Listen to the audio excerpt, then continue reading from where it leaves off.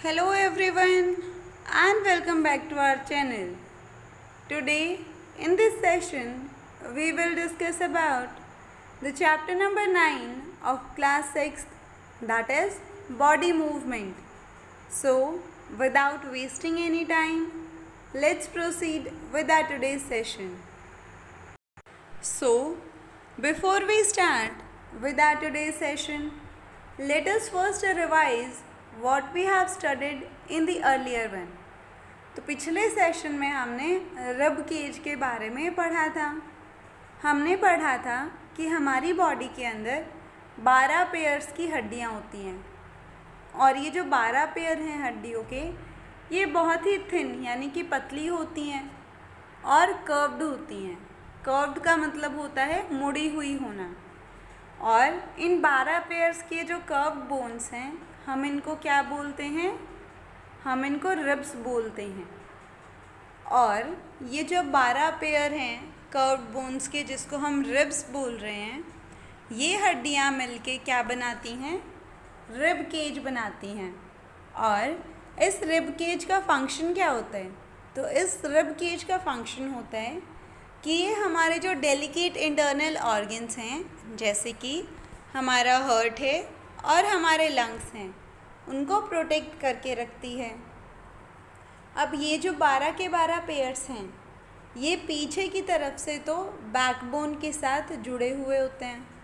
हमारी बैकबोन का और नाम क्या था? हमने ये चीज़ पिछले सेशन में भी पढ़ी थी. बैकबोन को हम स्पाइन भी बोलते हैं और इसके अलावा हम इसको वर्टिब्रल कॉलम भी बोलते हैं. तो ये पीछे की तरफ से तो ये जो दोनों सारे 12 के 12 पेयर हैं, ये बैकबोन के साथ जुड़े हुए होते हैं. लेकिन अगर आगे की तरफ से जुड़े हुए होने की हम बात करें, तो इसमें जो शुरुआत वाले 10 पेयर होते हैं, ये तो आगे वाली जो हमारी चेस्ट बोन है उसके साथ जुड़े हुए होते हैं. और इस चेस्ट बोन को हम ब्रेस्ट बोन भी बोलते हैं. तो ये तो बात हो गई शुरुआत वाले 10 पेयर की. और हमने क्या बात करी थी कि 12 पेयर्स मौजूद होते हैं रिब्स के. अब बाकी के 2 पेयर्स का क्या हुआ? तो ये जो लास्ट के 2 पेयर बचे, ये फ्री होते हैं आगे से. आगे से फ्री होने का मतलब है कि ये आगे की तरफ से किसी भी चीज़ के साथ जुड़े हुए नहीं होते हैं. और इनके इसी ना जुड़े हुए होने की वजह से हम इनको फ्लोटिंग रिब्स भी बोलते हैं. तो अभी तक हमने जो भी रिब्स के बारे में बात पढ़ी है, एक बार हम उसको डायग्राम की मदद से समझने की कोशिश करते हैं.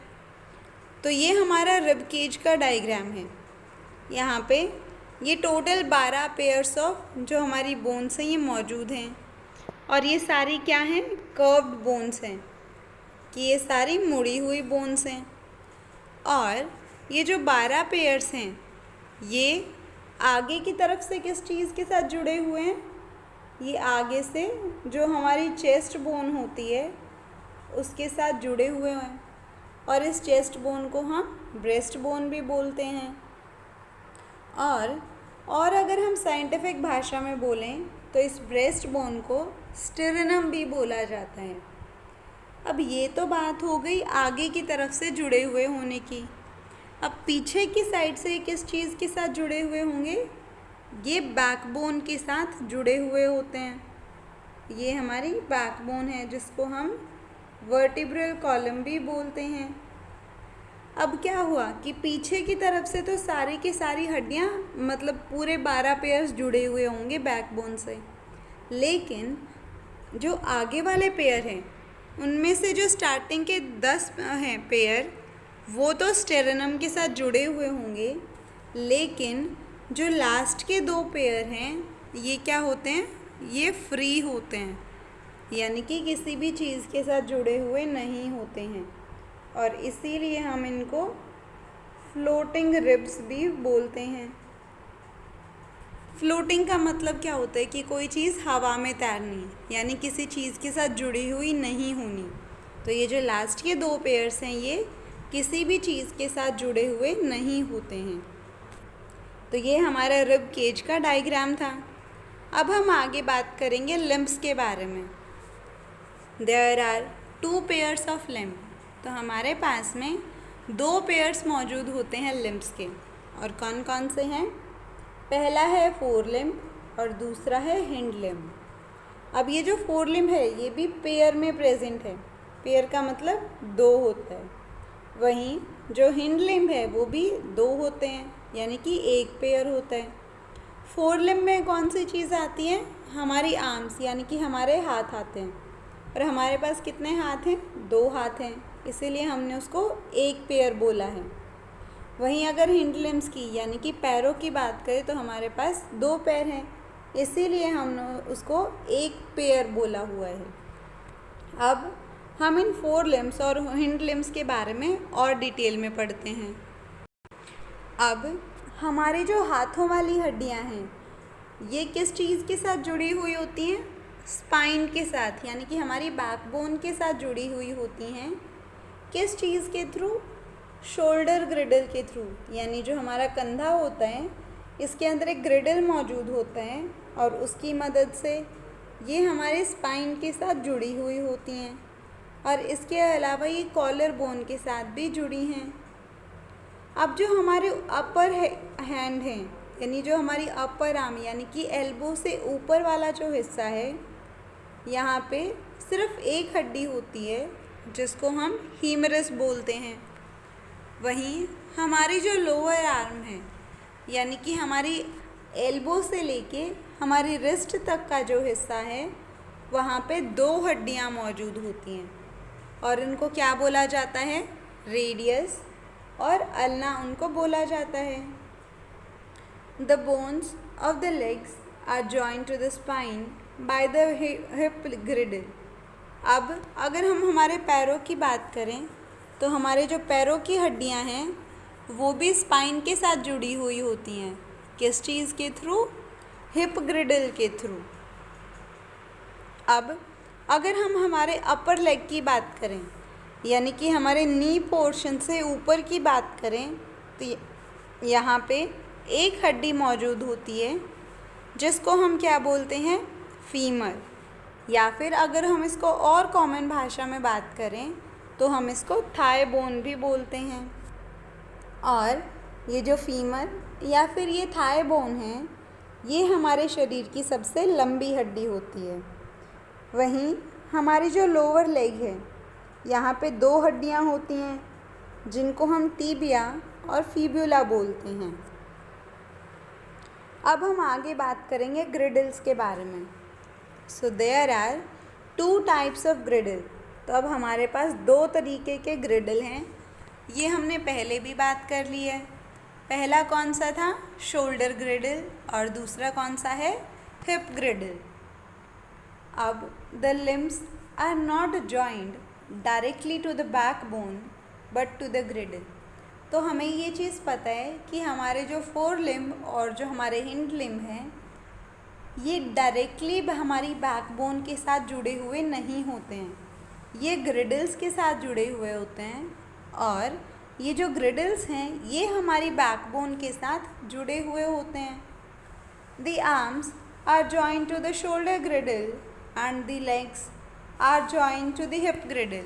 तो अब हमारी जो आर्म्स हैं यानी कि हमारे जो हाथ हैं वो किस चीज़ के साथ जुड़े हुए हैं? हमारे शोल्डर ग्रिडल के साथ, यानी हमारे कंधे के साथ जुड़े हुए हैं। वहीं हमारे जो पैर हैं वो हिप ग्रिडल के साथ जुड़े हुए हैं। अब इसी चीज़ को हम डायग्राम की मदद से समझते हैं।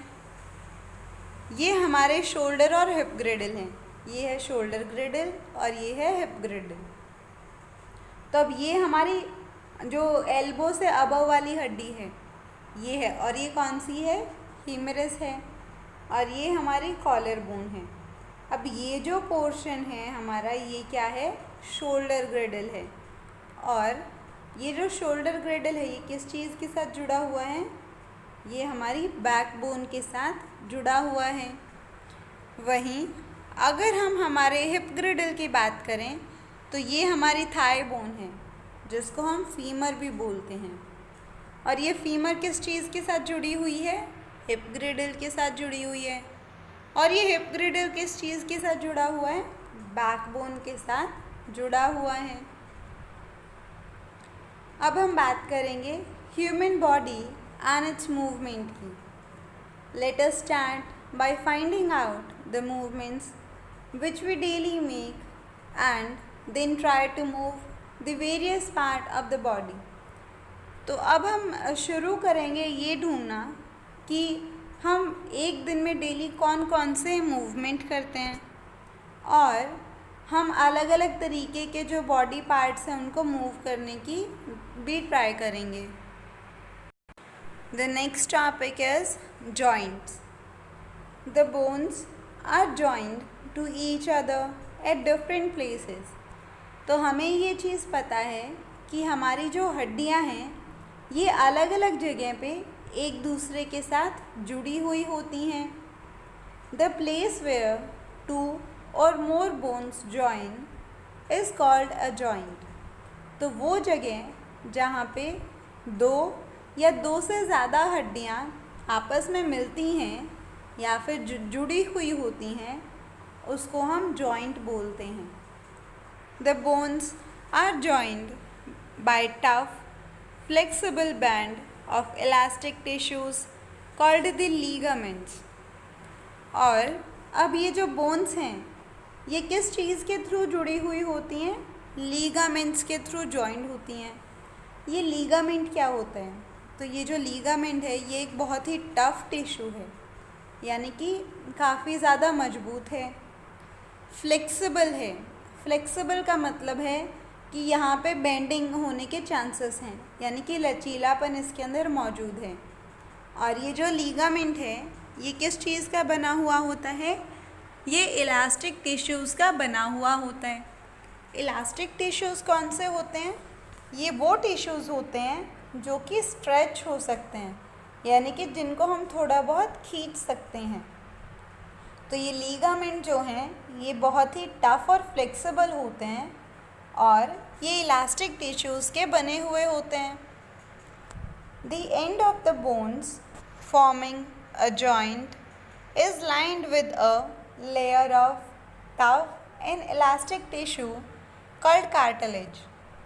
तो अब हमारी जो बोन्स हैं उनका जो एंड है, यानी कि जो आखिरी वाला हिस्सा है, वहाँ पे क्या जो भी जॉइंट बना रही हैं उनके पास में एक और इलास्टिक टिश्यू प्रेजेंट होता है जिसको हम कार्टिलेज बोलते हैं।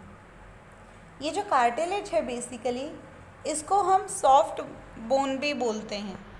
सॉफ्ट बोन से मतलब क्या होगा इसका कि ये हड्डियों के जितना ज़्यादा मजबूत नहीं है और मसल्स के जितना रिलैक्स नहीं है, इसीलिए हम इसको सॉफ्ट बोन्स भी बोलते हैं। The cartilage makes the end of the bone smooth and reduce friction between the bones during movement. और ये कार्टिलेज किस चीज़ में मदद करवाता है कि ये जो हमारी हड्डियों का जो आखिरी हिस्सा है उसको स्मूथ बना देता है और इसके अलावा जो फ्रिक्शन हो रहा है उसको भी कम करवाता है हड्डियों के बीच में, ताकि जब हम मूवमेंट करें तो वो इजीली हो सके। The cartilage is also present in the other part of the body like upper part of the ear and the front part of the nose. अब ये जो कार्टिलेज है ये हमारे शरीर में कुछ बाकी हिस्सों के अंदर भी मौजूद होता है, जैसे कि हमारा जो ईयर का अपर पार्ट है, यानी कि हमारे जो ईयर का एक्सटर्नल पार्ट है जिसको हम पिना भी बोलते हैं, वो कार्टिलेज का बना हुआ होता है। और जो हमारा फ्रंट पार्ट है नोज़ का, यानी कि हमारी नोज़ की जो टिप है वो भी कार्टिलेज की बनी हुई होती है। तो अब हम लोग एक बार दोबारा से जॉइंट्स को डिस्कस कर लेते हैं। तो जॉइंट वो जगह होती है जहाँ पे दो या दो से ज़्यादा हड्डियाँ जुड़ती हैं। अब ये जो हड्डियाँ जुड़ रही हैं ये किस चीज़ के थ्रू जुड़ रही हैं? ये लीगामेंट्स के थ्रू जुड़ रही हैं। और किसी भी हड्डी का जो एंड पॉइंट है, जहाँ पे भी जॉइनिंग हो रही है, वहाँ पे एक लेयर मौजूद होती है इलास्टिक टिश्यू की, जिसको हम कार्टिलेज बोलते हैं। और ये कार्टिलेज जो है, ये हड्डियों का जो एंड पॉइंट है उसको स्मूथ बना देता है, और जो फ्रिक्शन होगा दोनों हड्डियों के बीच में उसको भी कम करवा देता है। इसके अलावा ये जो कार्टिलेज है वो हमारे शरीर के कुछ बाकी हिस्सों में भी मौजूद होता है, जैसे कि हमारे ईयर का अपर पार्ट और हमारी नोज़ का फ्रंट पार्ट।